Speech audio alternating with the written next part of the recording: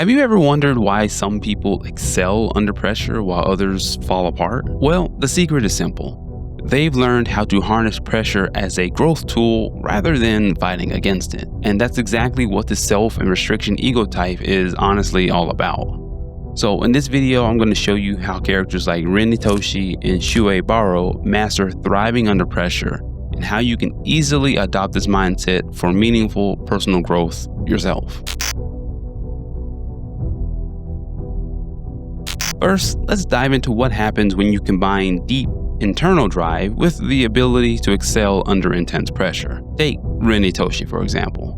This guy doesn't just handle pressure, he thrives in it. See, Rin isn't after applause or external validation. His motivation runs a bit deeper. He has an intense obsession to surpass his brother Sai and to crush rivals like Isagi. That's because to him, they are not just obstacles to overcome, they are the heroes that he must defeat as the monster or villain. I mean, he even refuses easy goals because simply winning isn't enough for him.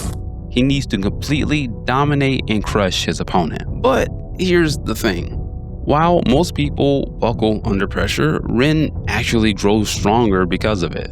The tougher the opponent and the tighter the constraints, the sharper and more destructive he becomes.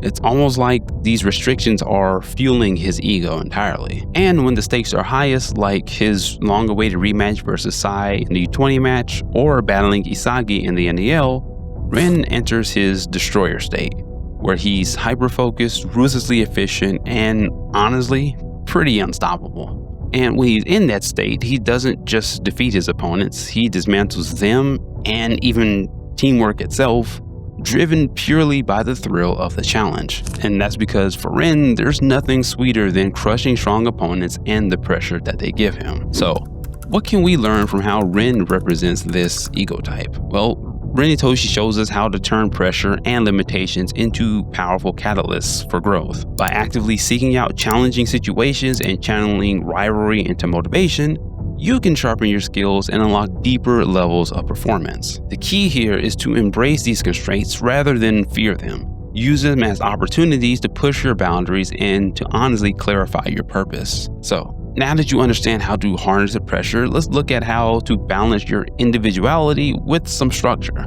Because sometimes the system isn't your enemy, it can be your launching pad.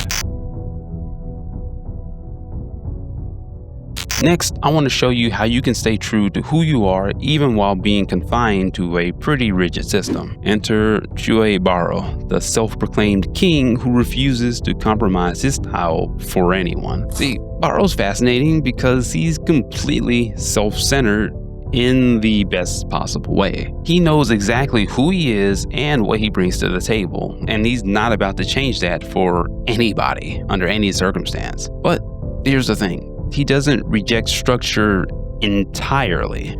Take his time with Ubers, for example.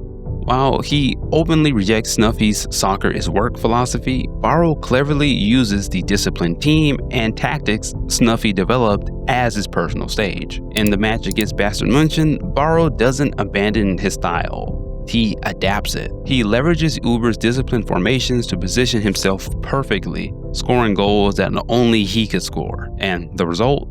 He's like a proud king commanding his loyal soldiers, each benefiting from the other's strengths. And what's truly fascinating is that Baro's unwavering dedication to his own vision actually inspires those around him. And that's because he doesn't just talk big, he backs it up with relentless effort and authentic passion, earning respect from his teammates who trust his clear sense of purpose. So what can we learn from how Baro represents this ego type? Well, Shoei Baro teaches us that you don't have to sacrifice your individuality to succeed within a structured environment. Instead, you should leverage structure as a stage to amplify your own unique strengths. By clearly understanding your own personal style and adapting it to fit within constraints that others may place on you, you can achieve greater results, maybe even inspire others, and move closer to your own goals. But here's the thing, just knowing this ego type isn't going to be enough.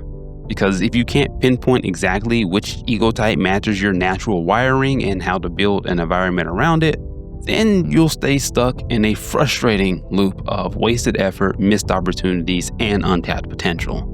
So watch this next video where I break down all 4 ego types and help you discover exactly which one matches your natural wiring, so you can finally start working with your brain instead of against it.